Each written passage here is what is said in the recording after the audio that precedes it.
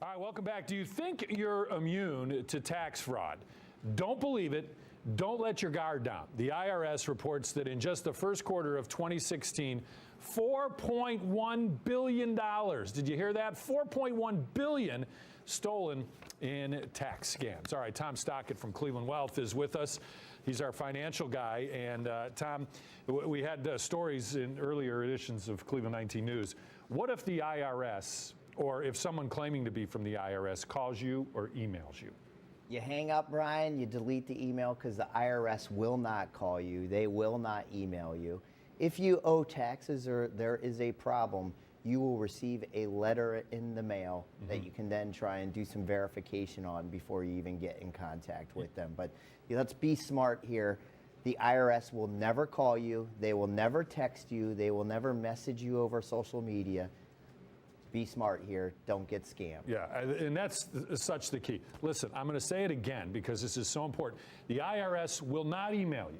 They are not calling you on the phone. If they do, if you get those emails or those phone calls, they're a scam. Listen, I got one myself this week. I know you were telling me about it. It's unbelievable.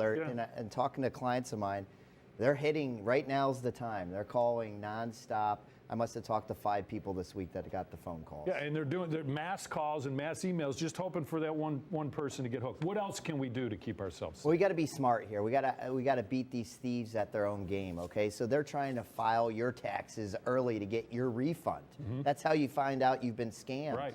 Is that you file your taxes and they've already Someone's been already filed. They've taken your refund. So we need to file early and file electronically. Okay, so if you're a 1040 easy or pretty simplistic tax return, as soon as you get your information in, get those taxes filed, do it electronically if you can. Because that just gives the scammers less time to you get got to it. stuff. You got it, absolutely. And really, it's all about recognizing and avoiding these scams out there. They can come through. They call it phishing. They're phishing for information. They're looking for a social security number, where you work, how you file your taxes, what was on your W-2. They're verifying information. It's become very sophisticated. The websites look like the IRS.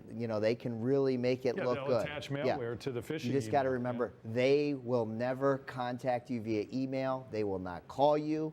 They will send you a letter in the mail. So be smart. It's getting harder and harder now to avoid this because whether we like it or not, our Social Security number's out there. I mean, we're applying for credit cards.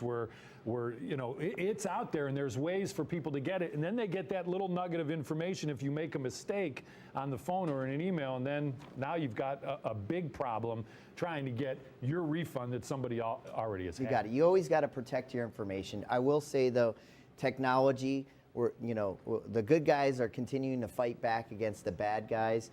There's new technologies coming out that will have potentially codes on W-2s and different things along those lines to try and combat against this theft.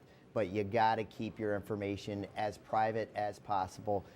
But rule number 1, recognize and avoid those scams and those fraudulent calls and emails. Yeah, and a lot of people roll their eyes when we do these stories, but let's look at Twinsburg. I mean, 500 people yesterday. So great advice. Thanks, Tom. We appreciate it. We'll be right back.